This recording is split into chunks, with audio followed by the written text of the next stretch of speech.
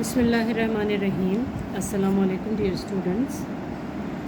This is Sumaira Mumtaz and today we are going to solve multiple choice questions of chapter 2 first year chemistry. So let's start. Question number 1. Which of the following is not diatomic? Diatomic का मतलब क्या होता है कि जिसमें दो atoms मौजूद हों. तो ऑक्सीजन O2 हो सकता है, hydrogen H2 and chlorine Cl2. तो only neon is the answer which is not diatomic. तो neon is the correct answer.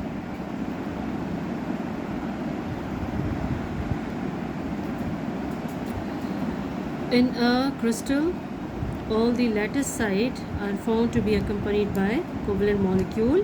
Is called atomic solid. नहीं हो सकता, आयनिक सॉलिड भी नहीं है, तो यहाँ पे ये मॉलिक्यूलर सॉलिड हो सकता है.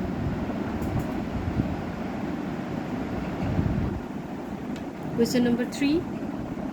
The value of gas constant is 0.0821 atmosphere dm³ per mole per Kelvin. dm³ atmosphere mole per kelvin या एटमॉस्फेयर dm³ पर केल्विन पर मोल. तो ये सब आगे पीछे करके लिखे हुए हैं और सब ही इस पॉसिबिलिटी में आते हैं. तो यहाँ पे all of these is the correct answer. Question number 4. When water freezes at 0 degree Celsius its density decreases. उसकी डेंसिटी डिक्रीज़ हो जाती है due to cubic structure of ice, change of bond lengths, change of bond angles या empty spaces present in the structure of ice.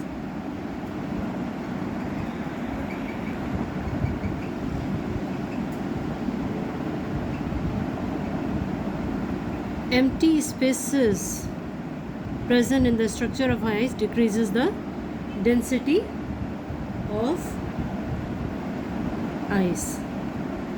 So at 0 degree centigrade it freezes. Question number 5 is which of the following crystals can conduct electricity in molten state but not in solid state. तो इसमें atomic crystals नहीं हो सकते, covalent crystal, आयनिक crystals हो सकते हैं क्योंकि ये मोल्टन स्टेट में या सॉल्यूशन स्टेट में इलेक्ट्रिसिटी कंडक्ट करते हैं क्योंकि ये आयोनाइज हो जाते हैं. तो इसलिए आयनिक crystals can conduct electricity in molten state and not in solid state. Question number 6. The density of methane gas at 400 kelvin and 3.5 atmosphere is. इसको कैलकुलेट करके हमें निकालना पड़ेगा कि इसका आंसर क्या हो सकता है. Density is equal to mass per volume होता है और हमारे पास जो फार्मूला है density is equal to mass per volume और हमारे पास जो फार्मूला है PV is equal to nRT. n is equal to mass per molecular mass and RT RNT. PV is equal to nRT. तो यहाँ पे हमें डेंसिटी फाइंड आउट करनी है, that is equal to mass per volume, यानी mass volume यहाँ पे नीचे आ जाएगा, यहाँ पे नीचे आ जाएगा मास पर वॉल्यूम नीचे आ गया इज़ इक्वल टू P अपनी जगह पे है और मॉलिक्यूलर मास यहाँ पे आ गया और RT इस साइड पे आ गया. तो RT यहाँ पे.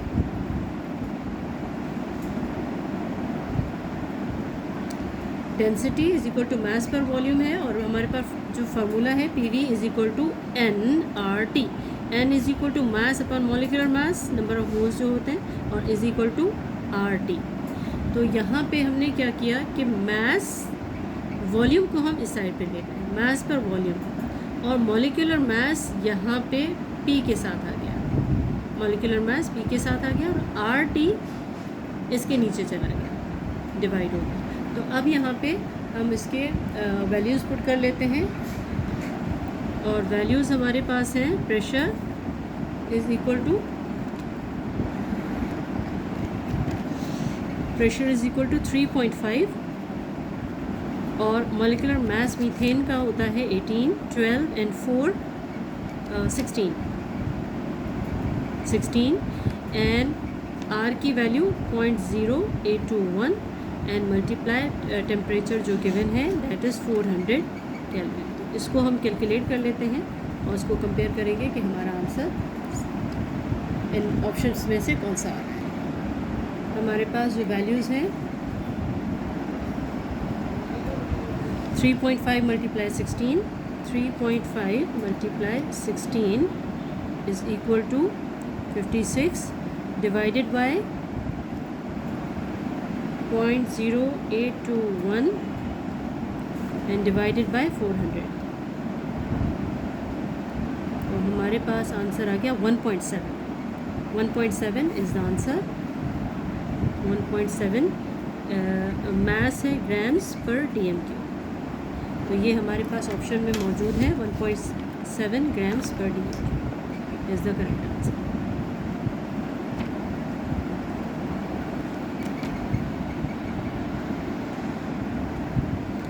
Real gases do not behave as ideal gas as there exist attraction forces between molecules.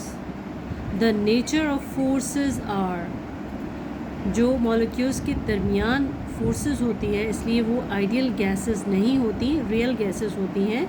इस तरह की फोर्सेस जो होती हैं वो वैन डर वाल फोर्सेस कहलाती हैं। Van der Waals force is the very light force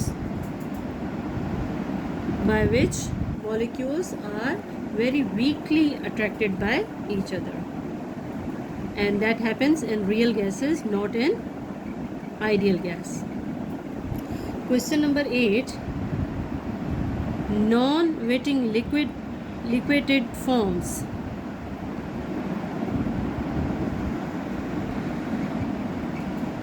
convex meniscus, concave meniscus, plane meniscus या नन ऑफ डीज। तो यहाँ पे क्या होता है कि वो लिक्विड जो वेट नहीं करते, जिस कंटेनर में होते हैं उसको वेट नहीं करते, यानी उनके दरमियान अट्रैक्शन नहीं होती है। तो अट्रैक्शन नहीं होगी तो वो इस तरह की शेप बनाएंगे और ये कहलाता है कॉन्वेक्स मेनिस्कस। कॉनकेव मेनिस्कस इस तरह से होता है, वो अट्रैक्शन के होती है जब, तो अट्रैक्ट होके वो वॉल पे माउंट हो जाते हैं पार्टिकल्स, तो इसलिए वो वेट भी हो जाता है।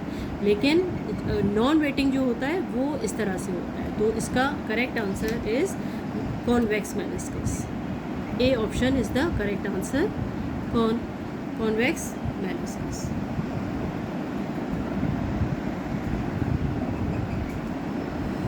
Question number 9. According to Dalton's law, total pressure of a mixture of two gases is difference in partial pressures, ratio of partial pressures, ratio होगा यहाँ पे, ratio of partial pressures, sum of partial pressures, product of product। तो sum of partial pressures होता है Dalton's law of partial pressure, sum होता है partial pressures का sum total pressure के इक्वल होता है।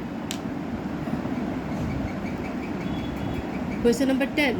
The law which describe the relationship between the volume and pressure of gas at constant temperature is called. तो volume और pressure का जो आपस में रिलेशन है that is described bye Boyle's law at constant temperature, Boyle's law कहलाता है। Question number 11. The allotropic form of an element are called allotropic का मतलब है सेम स्ट्रक्चर। तो यहाँ पे सेम स्ट्रक्चर होता है आइसोमॉर्फिज्म, यानी सेम स्ट्रक्चर अगर होता है तो वो आइसोमॉर्फस कहलाता है, same shape, isomorphism. Question number 12. A gas at 0 Kelvin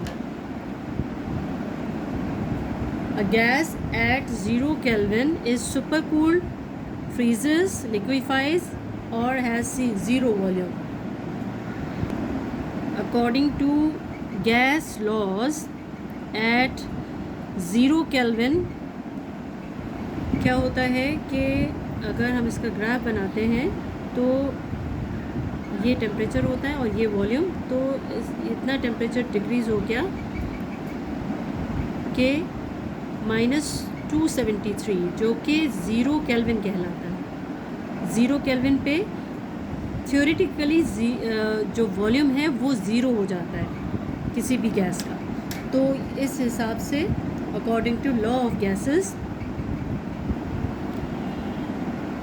has zero volume is the correct answer.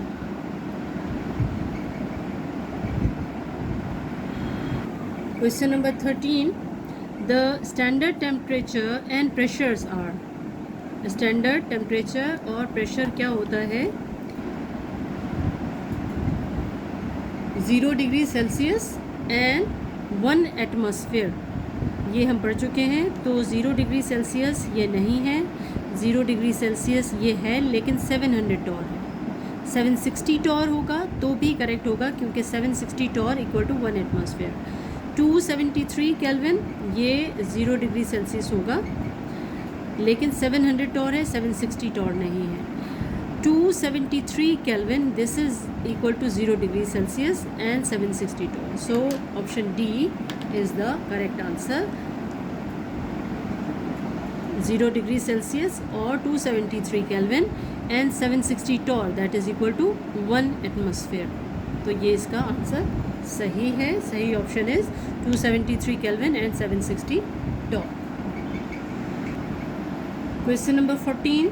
Gases become ideal at low pressure and high temperature. Low pressure पे volume नहीं रहेगा, हाई टेम्परेचर पे high pressure पे और low temperature पे volume decrease हो जाता है, वॉल्यूम ख़त्म हो जाता है, तो इसलिए उस पर गैसेस आइडियली बिहेव नहीं करती हैं। So this is the correct answer. High pressure पे अगर प्रेशर बहुत ज़्यादा बढ़ा देते हैं तो वॉल्यूम ज़ीरो हो जाता है, और टेम्परेचर बहुत कम कर देते हैं, लो कर देते हैं, तो भी वॉल्यूम नहीं रहता, तो उस पर आइडियली बिहेव नहीं करते। तो gases become ideal at low pressure and high temperature.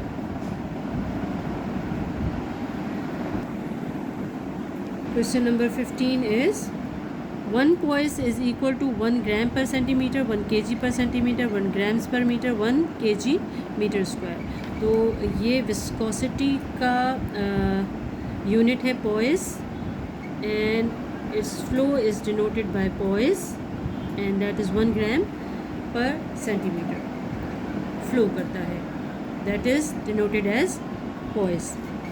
Question number 16 is atmospheric pressure in SI unit is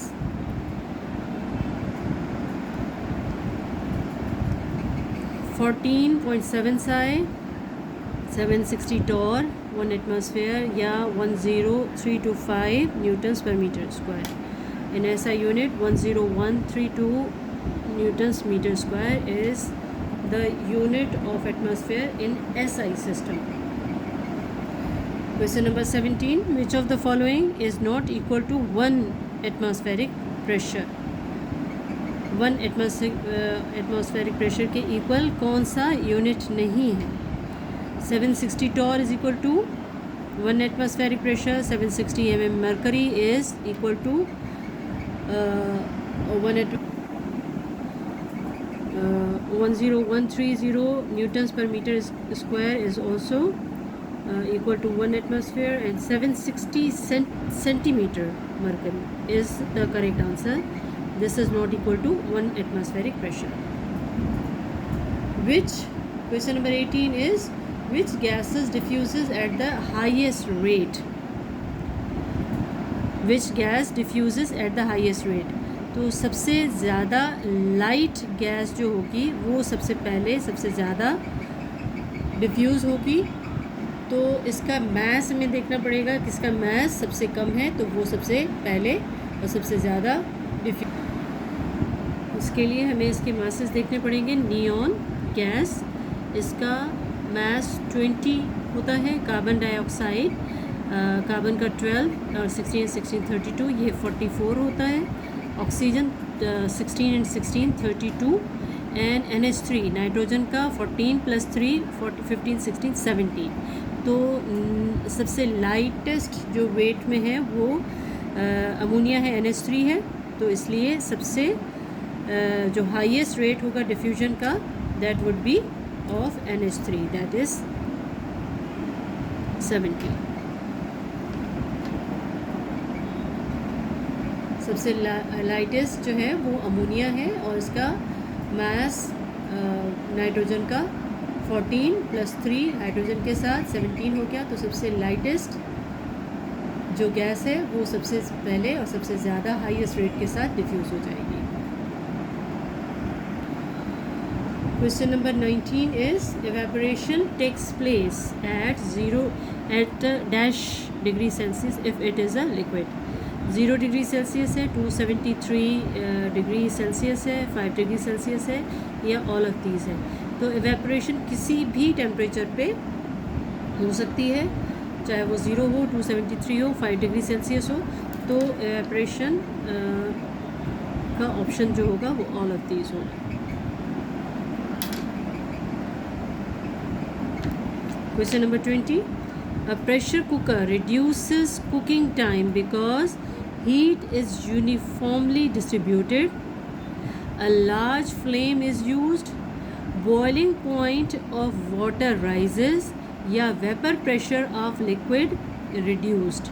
तो यहाँ पे boiling point जो होता है वो rise हो जाता है,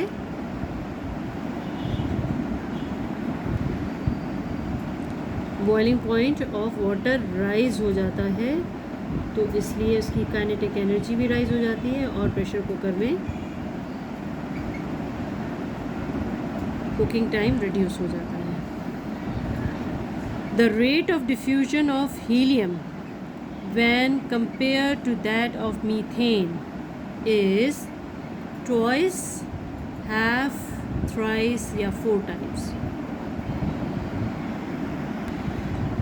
Rate of diffusion of helium, R of helium, and rate of diffusion of CH4 is equal to क्या होता है, हीलियम का 4 एंड CH4 का, कार्बन का 12 और हाइड्रोजन के 4, ये हो गया 16। 4 1 4, 4 4 are 16। तो इसको अगर हम इसे रूट से आउट करेंगे तो ये 2 हो जाएगा। तो rate of diffusion of helium it will be helium when compared to the rate of methane is twice, 2 times. Diffusion is the escape of gas. Diffusion is the escape of gas through semi-permeable membrane, capillary action, porous, continue, a small hole. A small hole is known as diffusion when a gas escape from a small hole is the correct answer.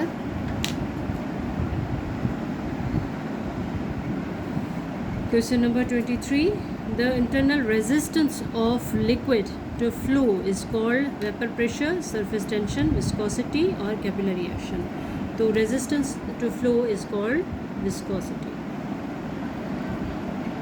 The spontaneous mixing of particle is called sublimation, evaporation, diffusion, boiling. Mixing of particle is called diffusion, क्योंकि diffuse का मतलब ही है घुस जाना, mix हो जाना। So diffusion is the correct answer. The boiling point of the liquid increases. Boiling point कैसे increase होता है? प्रेशर हीटिंग से इंक्रीज़ होता है, प्रेशर से इंक्रीज़ होता है, वॉल्यूम से इंक्रीज़ होता है, या कंसंट्रेशन से इंक्रीज़ होता है? तो एटमॉस्फेरिक प्रेशर अगर इंक्रीज़ होता है तो बॉइलिंग पॉइंट इंक्रीज़ हो जाता है।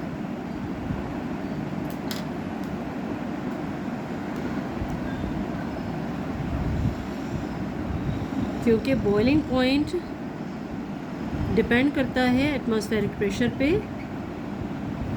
When the vapour pressure becomes equal to atmospheric pressure the liquid starts boiling. So B option is the correct answer.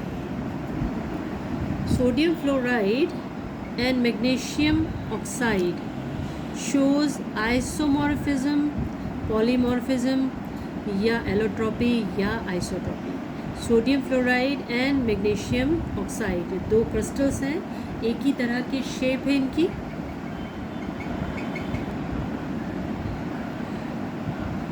तो ये आइसोमॉर्फस होते हैं और इसका सेम शेप होने का ये होता है कि उसका एम्पेरिकल फार्मूला या रेशियो सेम होता है 1:1 1:1। तो इसका भी सेम है, तो ये आइसोमॉर्फस होते हैं और इस फिनोमेना को आइसोमॉर्फिज्म कहा जाता है। Question number 27, which of the following gas sample have same volume at standard temperature and pressure. कौन सी गैसेस का, कौन से सैंपल्स का have same volume होगा। 10 grams of neon and 4 grams of H2, 32 grams of H2 and 32 grams of oxygen, 64 grams of oxygen and 4 grams of hydrogen, या 28 grams of nitrogen and 1 gram of hydrogen। तो इसमें से हमें ये देखना पड़ेगा कि इनका मॉलिक्यूलर मास अगर सेम होगा तो वॉल्यूम भी स्टैंडर्ड टेम्परेचर और प्रेशर पे सेम होगा। नियॉन का एटॉमिक मास 20 होता है और हाइड्रोजन H2 का 2 होता है। तो ये 10 ग्राम्स और ये नहीं हो सकता। 32 ग्राम्स ऑफ हाइड्रोजन नहीं होगा क्योंकि इसका 2 ग्राम्स होता है और 32 ग्राम्स इसका होता है, ये ठीक है, लेकिन ये पॉसिबल नहीं है। 64 ग्राम्स ऑफ ऑक्सीजन, ऑक्सीजन का 32 होता है, तो ये उसके ट्वाइस है 64। 32 इसका मॉलिक्यूलर मास है और ये इसके ट्वाइस है, और हाइड्रोजन का 2 होता है, ये इसके ट्वाइस है। तो ये ऑप्शन सही लग रहा है, इसको भी चेक कर लेते हैं।